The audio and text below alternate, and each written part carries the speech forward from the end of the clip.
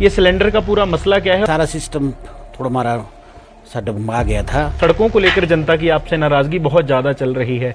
जो त्रासदी की वजह से सड़कों की स्थिति कई जगह ठीक नहीं सुधरी। मैं नहीं कहता कि हो गया, ठीक हो गया। सफाई को लेकर एक बड़ा सवाल उठता है। प्रॉपर सफाई होती है, परंतु स्पेशलिस्ट डॉक्टरों की कमी है। हॉस्पिटल है हमारा, बहुत बड़ा हॉस्पिटल है। सवाल बीएड कॉलेज का है फिर से, वो कब तक मिलेगा? क्या मिलेगा या नहीं मिलेगा? क्या आप भी मंत्री पद के लिए दिल्ली जाएंगे? या हमारे साथ रोहडू से विधायक और सरकार में सीपीएस मोहनलाल ब्राक्टा हैं। संवाद भारत का एक कार्यक्रम शुरू हो रहा है, जनता की बात विधायक के साथ। रोहडू के स्थानीय मुद्दों पर बात करेंगे। आपसे पहला सवाल, कांग्रेस के लिए सिलेंडर एक बड़ा मुद्दा होता था, परंतु कुछ दिनों से रोहडू में जब से सिलेंडर की आपूर्ति हो नहीं पा रही है, आपकी जनता में भी एक बड़ा मुद्दा चला हुआ है, हाहाकार मची हुई है। ये सिलेंडर का पूरा मसला क्या है और लोगों को इसकी आपूर्ति कब तक होगी? देखिए, जो सिलेंडर की आपूर्ति का मसला है, ठीक बात है।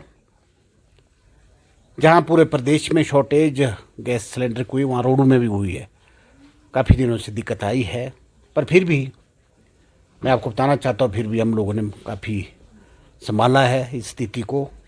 और इसकी वजह आपको पता ही है, कई कारण रहे। जो हमारा नेचुरल क्लाइमेट की वजह से बहुत सारी स्थिति रही, जिसके कारण कुछ बीच में रोड भी बंद हुए और प्लांट से भी कम सप्लाई आई।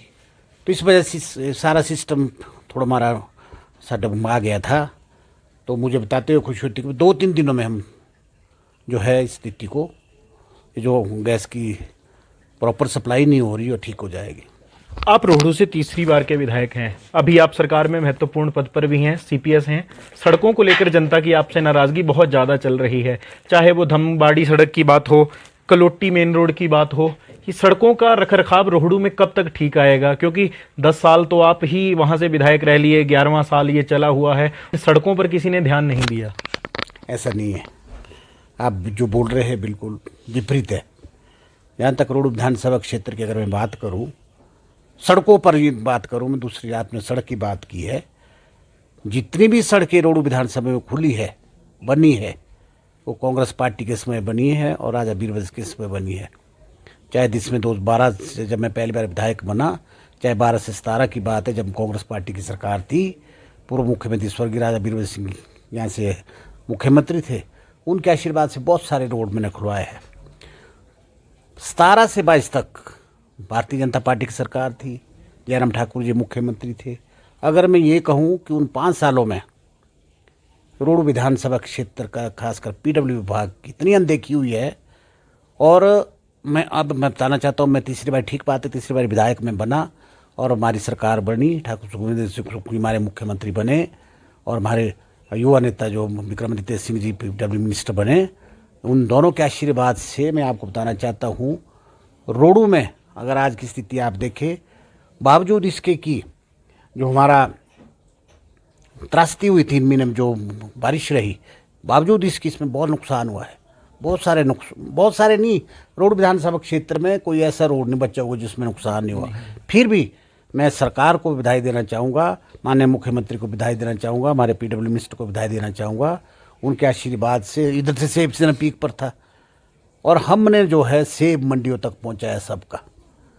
और पीडब्ल्यू के रोड तो छोटी गाड़ी के लिए खोले, पर हमने जो है इस बारी पहली बारी जो पंचायत के रोड थे, जो ब्लॉक से रोड बने थे, वो भी खुलवाए। बाकी ठीक बात है। और अभी जो त्रासदी की वजह से सड़कों की स्थिति कई जगह ठीक नहीं सुधरी। मैं नहीं कहता कि हो गया, ठीक हो गया। अभी कुछ सड़कें मेरे ख्याल थोड़ी सड़कें रही होगी जिसमें बड़े बड़े डंगे लगने हैं, बाकी ऐसा नहीं है। बाकी तो ऐसा नहीं है कि स्थिति खराब है। मैं तो ये कहूँगा कि अगर रोडू की पीडब्ल्यू की स्थिति इस बार ही है, मैं तो पीडब्ल्यू विभाग को भी बधाई देना चाहता हूँ। और इस बारी हम कहीं से भी ऐसी कंप्लेंट नहीं आई कि महाराज से मंडी तक नहीं पहुंचा। हो सकता है एक आधे दिन का डिले हो सकता है, बाकी इतनी स्थिति नहीं आई। रोहडू में और चढ़गांव में सफाई को लेकर एक बड़ा सवाल उठता है। वहाँ जो कूड़े के ढेर लगते हैं, लोग उसका कहीं निष्पादन एक जगह हो नहीं पाता, उसके पीछे क्या कारण है और उस समस्या का समाधान कब तक होगा? चलो ठीक बात है, रोहडू से चढ़गांव तक इतना तो नहीं है कि भाई बहुत ज़्यादा गंदगी होती है। थोड़ा सा हो सकता है बाहर से हमारे, क्योंकि चांशल को टूरिस्ट भी जाते हैं, जो तुम्हारे लोकल रेजिडेंट है जो लोकल रोड है वो तो प्रॉपर रूप को करते, प्रॉपर हमारे पंचायत के कूड़ेदान लगे हुए हैं, प्रॉपर सफाई होती है। हो सकता है कहीं हो जाता है, कहीं टूरिस्ट वगैरह कुछ शरारती तत्व कहीं होते हैं ऐसे फेंकते हो, इतना नहीं है कि जितना हो सकता है आपको गलत इन्फॉर्मेशन मिली हो या आपको कुछ, इतना नहीं है जितना आप बोल रहे हैं। ऐसा नहीं है, रोड से चढ़गांव तक ऐसी कोई स्थिति नहीं है। एक स्वास्थ्य को लेकर जनता कहती है कि अस्पतालों में जितने डॉक्टर होने चाहिए वो तो हैं, परंतु स्पेशलिस्ट डॉक्टरों की कमी है। आज भी वहां ऑपरेशन नहीं हो पाते हैं। जितना बड़ा अस्पताल है, ऑपरेशन की कमी आज भी खलती है। यही कारण है कि रोहड़ू से मरीज आईजीएमसी भेजना पड़ता है। स्वास्थ्य के क्षेत्र की अगर मैं बात करूं, ठीक बात है, रोड जो सिविल हॉस्पिटल है हमारा बहुत बड़ा हॉस्पिटल है, ये रोडू कॉन्स्टिट्यूंसी को तो फीड करता है।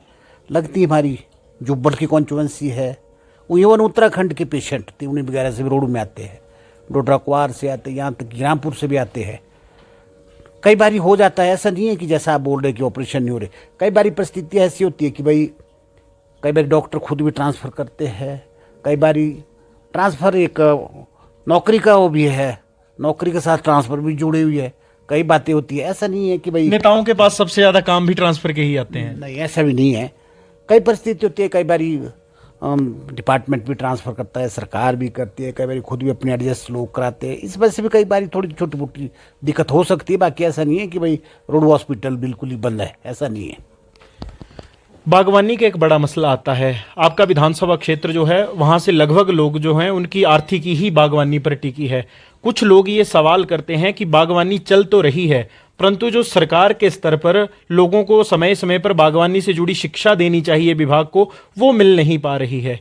क्या इस बात का भी समाधान या कुछ निवारण आपने अपने मन में सोचा है? क्योंकि मुख्य संसदीय सचिव हैं, आपके पास बागवानी भी एक विभाग है।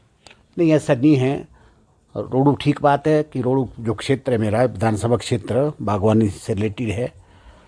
तो मैं तो ये कहूँगा कि जब से मैं विधायक बना हूँ, अभी तो चलो डिपार्टमेंट मेरे पास है, अब तो अलग बात है, पर मैं तो जब से विधायक बना हूँ खुद भी डिपार्टमेंट जो हमारा हॉर्टिकल्चर डिपार्टमेंट है उनके कैंप लगाता हूँ, उनसे संपर्क कराते रहता हूँ। ऐसा नहीं है, रोडू हमारे पास SMS ऑफिस भी है रोडू में, हमने उसको खुलाया। पहले DDO पावर नहीं होती थी रोडू में, विधानसभा क्षेत्र में हॉर्टिकल्चर की DDO पावर नहीं होती थी।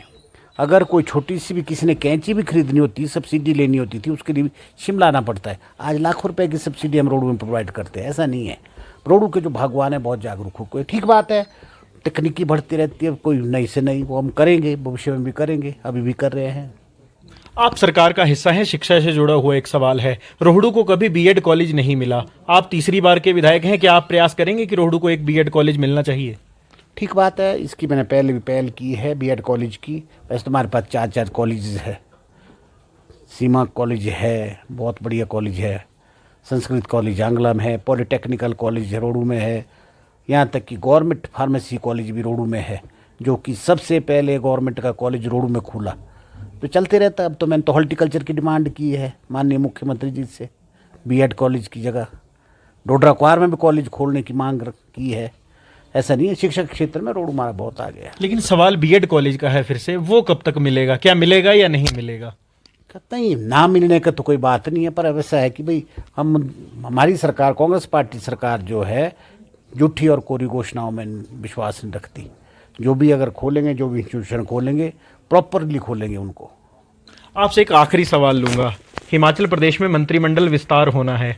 सब नेता जो हैं वो हाईकमान के पास जाकर अपने अपने हिसाब से अपनी लॉबिंग करते हैं, हमें मंत्री पद मिले। आप CPS हैं, क्या आप भी मंत्री पद के लिए दिल्ली जाएंगे, या आपने किसी नेता को बोला है कि आप मेरी भी पैरवी करना मंत्री पद के लिए? चलो, ये तो मंत्री किसको बनाना किसको नहीं बनाना, ये तो माननीय मुख्यमंत्री का प्रियोरिटी होता है, हाईकमांड का होता है। इसमें तो जिसको बनाया होगा वो तो उनका है, इसमें ऐसा लॉबिंग करने से कुछ नहीं होता।